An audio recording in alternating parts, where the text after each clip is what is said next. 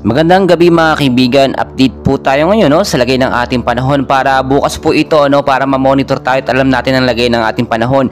Pero bago tayo magpatuloy, pa-like and subscribe po muna and pa-hit po ng notification bell. Maraming salamat po. Ngayon gabi ng Sabado mga kaibigan ay apektado tayo ng easterlies. Nakita nyo naman po kaninang hapon ay talagang malawak ang pag-ulan sa ilang bahagi po yan ng eastern section ng ating bansa. Especially dyan sa may ilang bahagi ng Metro Manila, sa may Luzon, Visayas at Mindanao. Wala pa rin naman po tayong bagyong binabantayan sa loob at labas ng Philippine Area of Responsibility. Pero patuloy pa rin po tayo nakakaranas ng bigla ang pag-uulan. Madalas po yan tuwing hapon, maulap din ang panahon minsan na ating nararanasan. So forecast weather condition natin, narito po yung mga update. Posibleng hanggang bukas pong epekto nito. So maging handa po tayo at alamin ang ating lagay ng panahon. Sa area ng Davao Region, maulap po na panahon ang mararanasan.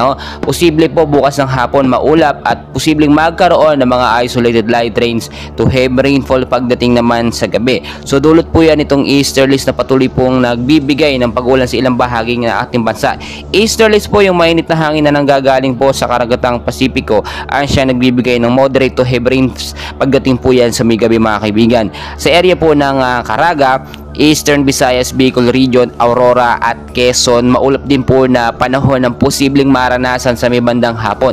Pero asahan natin sa umaga hanggang tanghali, medyo maalinsangan ng hangin dahil na rin po yan dito sa banta po ng easterlies. So sa ilang bahagi ng ating bansa mga kaibigan, dito sa may Metro Manila, sa may ilang bahagi ng ating bansa, maulap pa rin po na kalangitan ang mararanasan dyan pagdating sa hapon. So hindi dahil sa easterlies, ito po ay dulot nitong localized thunderstorm na nagbibigay ng maulap at maulan na panahon madalas tuwing hapon at minsan umaabot pa hanggang sa gabi yung pag-ulan. Tulad ng aking pinapaalala mga kaibigan, papasok na po ang buwan ng Hunyo, at ito po yung rainy season na inaabangan ng karamihan po sa atin. Do gusto naman natin maging malamig ang panahon at hindi po mainit, pero rainy season asahan natin, posibleng isa hanggang dalawang bagyo ang pumasok sa ating Philippine Area of Responsibility sa papalapit po na buwan ng Hunyo mga kaibigan. So pinapaalala ko mga kaibigan, kung kayo may mga lakad o galing alamin ang alagay ng ating panahon, always know the weather before you go para safe at handa po tayo lagi sa anuman pong banta ng panahon.